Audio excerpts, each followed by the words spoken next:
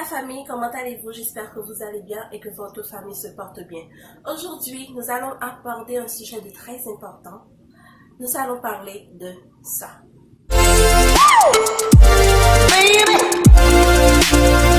Comme vous l'avez bien vu dans l'intro, nous allons parler des relations amoureuses toxiques. Savez-vous qu'il existe différents types de relations toxiques?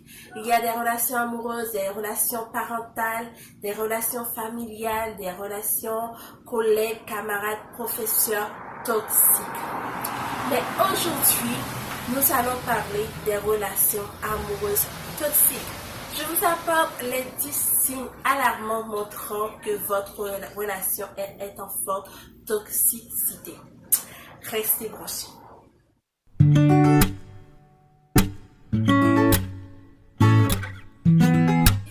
Je vous apporte, mes amis, les 10 signes montrant que votre relation est toxique. Premièrement,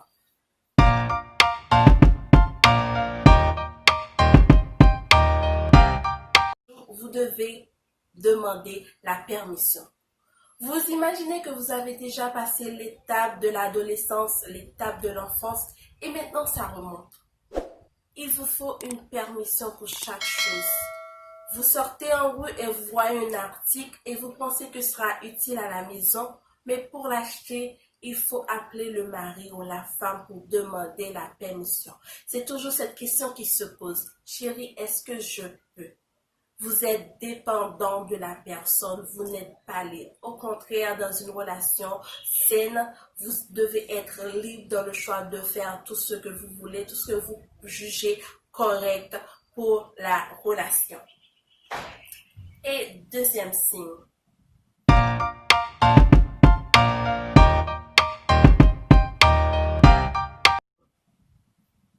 Vous êtes émotionnellement épuisé. Vous êtes l'unique personne qui combat pour que la relation marche bien.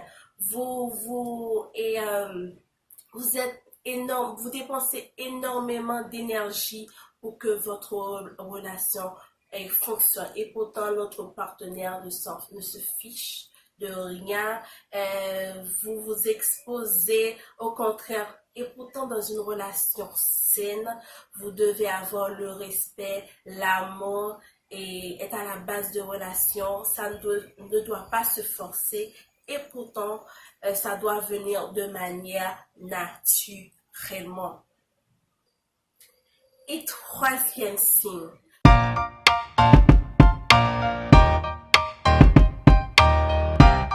Vous disputez tout le temps. Vous savez qu'il y a une grande différence entre disputer et discuter. Vous pouvez discuter à une personne et personne dans l'entourage ne va vous entendre.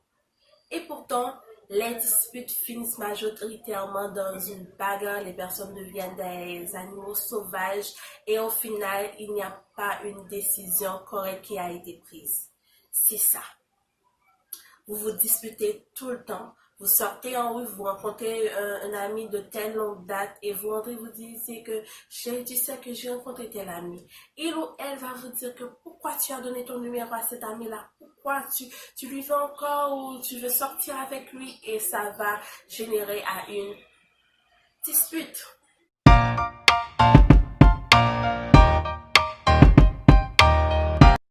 Vous devez cacher des choses.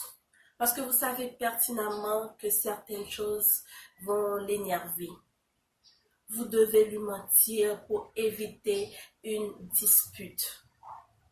C'est-à-dire que, et si vous voulez l'aborder, c'est difficile pour vous et vous avez un secret, vous ne pouvez pas le partager parce que vous savez pertinemment qu'il y a des choses qui vont l'affecter, il y a des choses qui vont le mettre hors de lui ou hors d'elle, c'est-à-dire vous cachez des choses. Et pourtant, dans une relation saine, la confiance est importante. N'oubliez pas, mes amis. Et cinquièmement,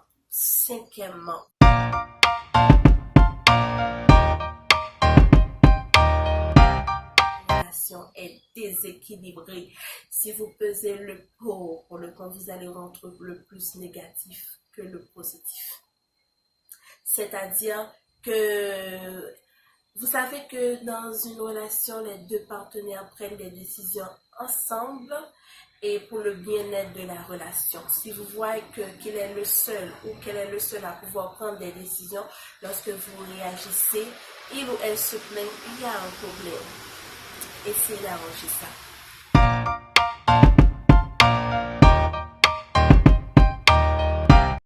Soulagé lorsqu'il n'est pas là. Vous vous rendez compte que vous dites que vous viviez dans une relation pleinement épanouie et que vous sentez plus à l'aise lorsque votre âme sœur, votre moitié n'est plus là, n'est pas là avec vous et présentement.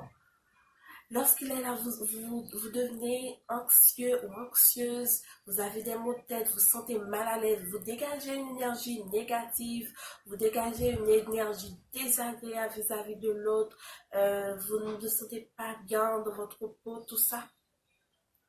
Vous avez envie de lui dire, tu peux revenir plus tard ou je vais te donner une petite visite plus tard.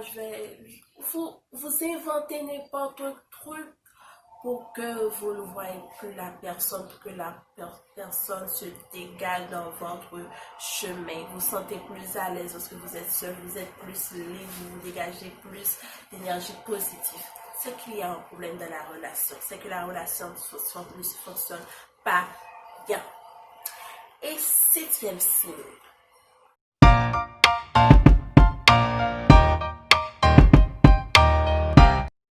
Vous êtes toujours fautif.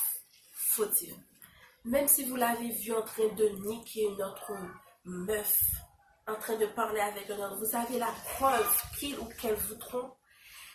Il ou elle trouvera toujours une excuse pour vous dire que c'est ta faute, tu ne sais pas faire l'amour. C'est ta faute, tu ne sais pas cuisiner. C'est ta faute, tu ne sais pas laver, tu ne sais pas repas, tu ne sais rien faire. Il va toujours trouver une excuse pour vous montrer que c'est vous l'unique responsable de ce qui se passe dans la relation.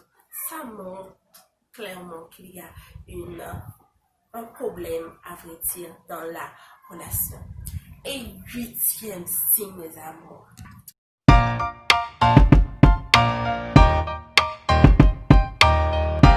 Votre partenaire vous blâme partout. Vous savez que si vous avez une remarque à faire à votre partenaire, attendez que vous arrivez chez vous et que vous lui dites, chérie, tu sais que t'as fait tel truc que je n'ai pas aimé. Ne le faites plus, s'il te plaît. Et vous voyez que cette personne s'en fiche pas mal de vous. Il vous met la honte en public, il vous met de manière désagréable, il vous dévalorise, il vous fait honte, il s'en bat les couilles, il s'enfuit de ce que vous pouvez penser à ce moment-là. Il vous blâme en public de manière désagréable. Ça montre qu'il n'y a plus de l'amour, que cette personne ne veut plus de vous. Ça montre qu'il y a une toxicité, ce n'est pas bien, la relation ne fonctionne pas bien.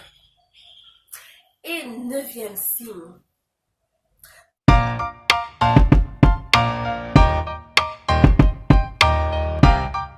Plus de vie sociale. Vous imaginez que vous avez rencontré la personne dans une boîte de nuit, vous avez rencontré la personne au bord de la plage, au bord de la piscine, dans une salle de cinéma, au resto, et n'importe quel endroit. Et maintenant, vous n'avez plus le droit de sortir.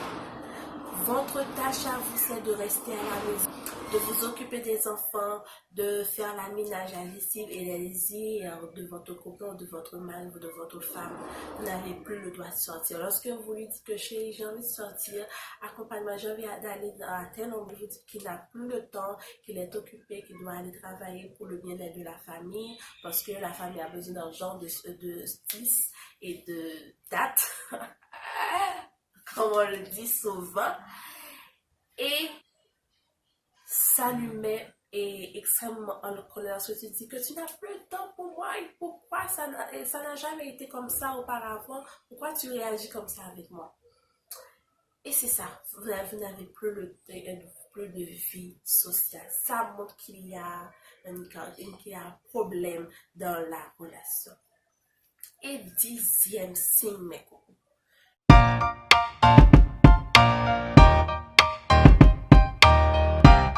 votre opinion pour adopter le sien. Maintenant, c'est mort.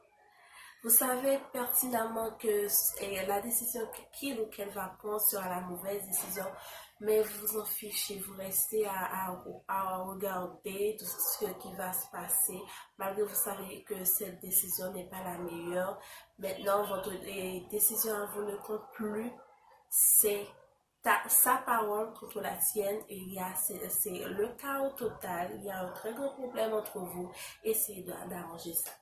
Pour finir, mes amours, souvenez-vous, vous n'êtes pas là pour changer quoi que personne. Si la personne vous aime, elle changera pour vous. Vous n'avez pas besoin de lui dire tout le temps que chérie, t'as changé. Pourquoi ce changement? Explique-moi, raconte-moi what's going on. Vous n'avez pas besoin de dire ça. Il va changer pour vous parce qu'il ne veut pas ou qu'elle ne veut pas vous perdre parce qu'il vous aime. Et oui, c'est la fin de la vidéo, mes amis. J'espère qu'elle vous aura plu. N'oubliez pas le petit abonnement, le petit like fait toujours du bien, de vous abonner. Et je vous ai plus vite, allez vous abonner à ma page d'Instagram que je vais mettre le nom là-dessus, Tayo la Bouchanola. Je vous attends là-bas. Posez-moi des questions et je vais vous répondre. N'oubliez pas, vous êtes Miss Lucha Grace. Vous n'êtes pas seul. Je suis là avec vous et pour vous. Je vous dis à la semaine prochaine pour une très belle aventure. Je vous aime et à bientôt.